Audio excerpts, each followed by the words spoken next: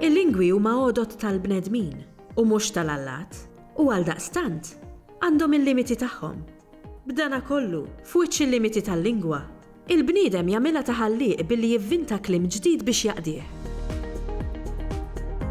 Il-vokabularju tagħna jibqa' jikber magħna sewwa, il-vokabularju tal-lingwa, u jikber b'żewġ modi ewlenin.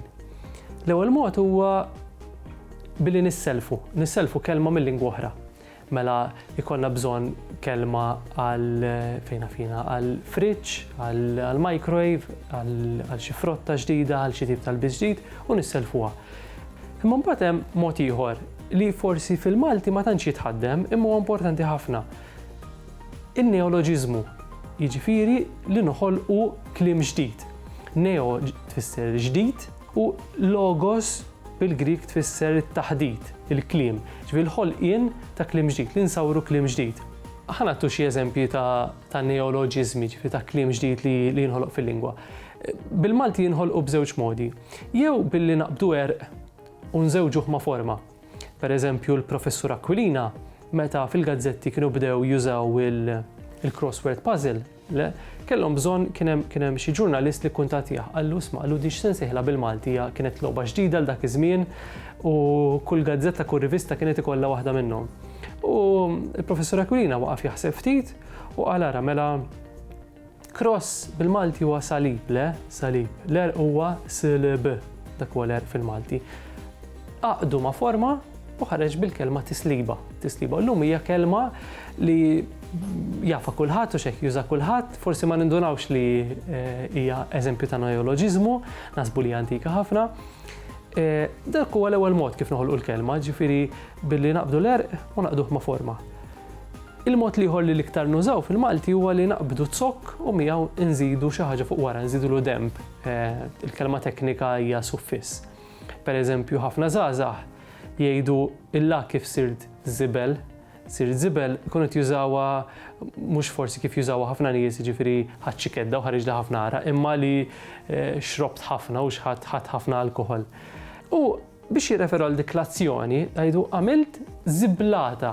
Ġifieri hemmhekk qed jaqbdu kelma antika ħafna li hija żibel, sewwa, kelma li ġejja mill-Qarbi. U qed jaqdu magħha demb suffiss li ġej mit-Taljan, sewwa mill-Isqalli, ziblata. U hemmhekk qed joħolqu kelma ġdida. Biss tajjeb insommu f'moħħna li n-neoloġiżmi hemm uħud li jaħdmu, li jaqbdu u jibqgħu magħna, bħal eżempju tat-tisliba li semmejna. Oħrajn li ma jaħdmux, ma jkunux suċċess. Huwa raġunijiet differenti, ġifieri l-poplu mhux dejjem ikun lest jilqa' forma ġdida. Fejn fina nistgħu nsemmu numru ta' eżempji li huma inġenjużi.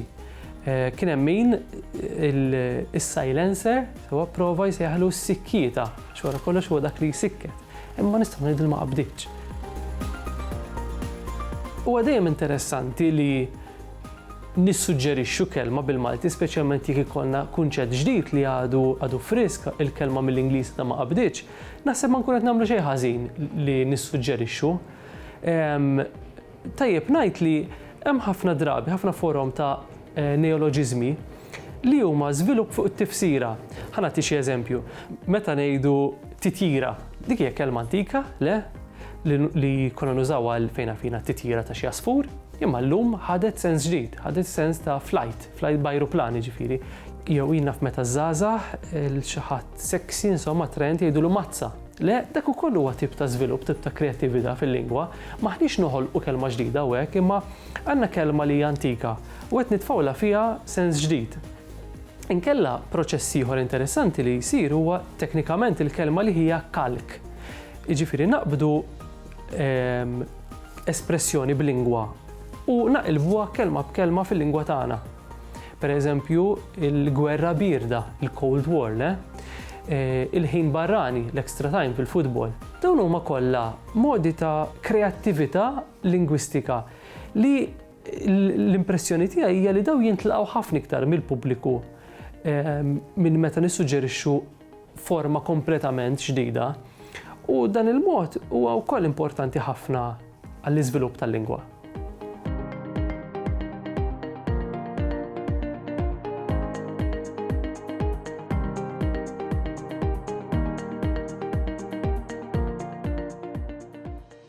Il-Sinna jixtieq jirringrazzja lill-Aġenzija Nazzjonali tal-Litterizmu, lill-Ministeru għall-Edukazzjoni u x-Xogħol, lill-Kunsill Nazzjonali tal-Ilsien Malti u lid-Dipartiment tal-Malti fil-Fakultà tal-Arti l-Università.